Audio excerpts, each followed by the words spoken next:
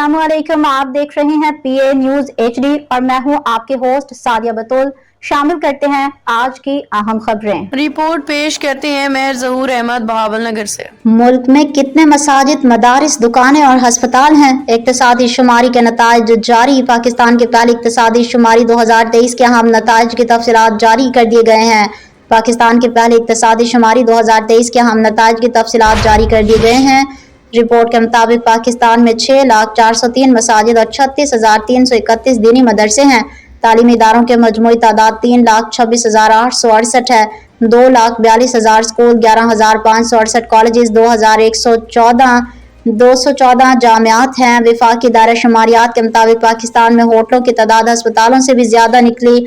मुल्क में 2,56,000 होटल जबकि 1,19,789 हस्पताल हैं।